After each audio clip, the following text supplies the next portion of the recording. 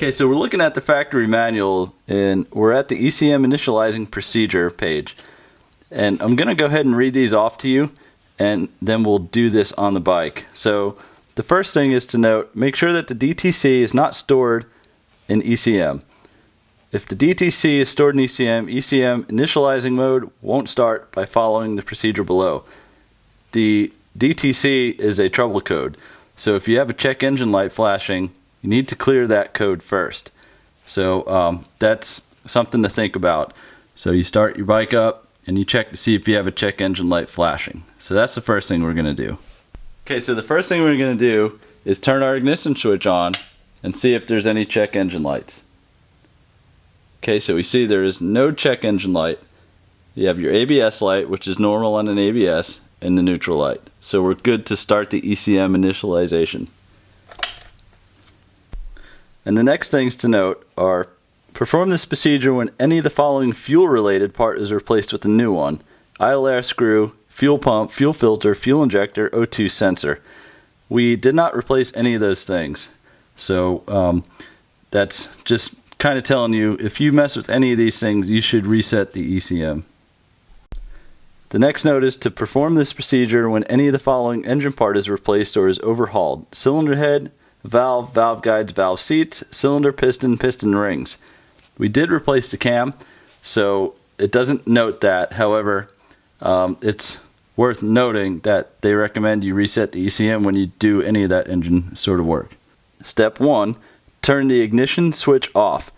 Remove the side cover. Remove the DLC from the stay. Remove the dummy connector from the DLC and short the DLC terminals using the special tool.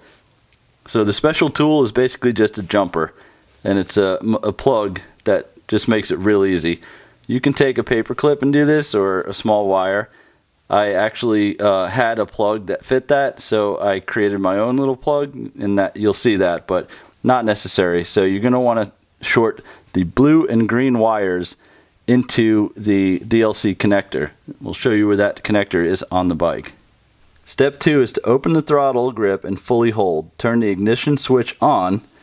The MIL should come on and then start blinking rapidly. Within 5 seconds after rapid blink starts, close the throttle grip and hold for more than 3 seconds. We see here they have a picture of the procedure. Open and hold. Turn the ignition switch on. The MIL, check engine light, will come on steady and then blink rapidly in a consistent pattern.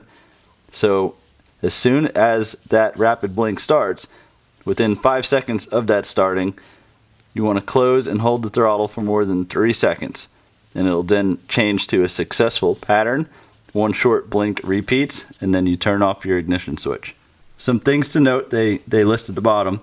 If the MIL does not start blinking rapidly, turn the ignition switch off and try again. If you cannot restart the procedure, recheck if the DTC is not stored in ECM. If the DTC is not stored but you still cannot restart the procedure, replace the ECM with a known good one and try again.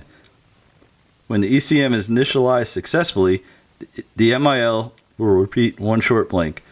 If the successful pattern is indicated, turn the ignition switch off. Disconnect the special tool from the DLC. Install the dummy connector to the DLC. Turn the idle air screw to the specified opening. If altitude is higher than 2,000 meters, perform the altitude setting. Our altitude here is at sea level, so we won't be doing that. Check the engine idle speed. Install the side cover.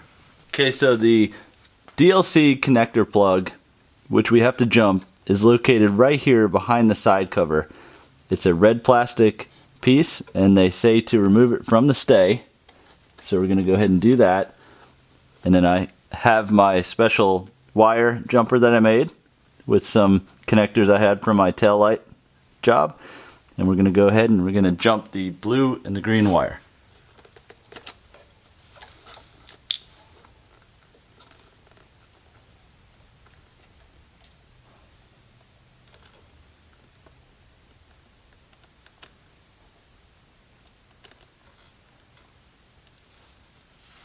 Okay, so our sequence of initializing is going to be to hold the throttle open, but it's also worth it to note you're going to want to have the kill switch on, because nothing will happen if that's not on. So you turn that on first, hold the throttle open, and then turn the key and turn it on, wait for that fast blink, and then after that fast blink, we're going to close the throttle, hold it for 3 seconds.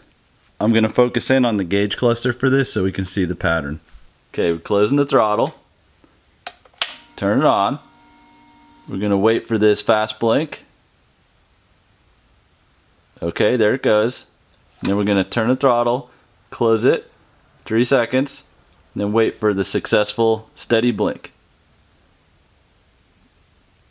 And it looks like it's a successful steady blink.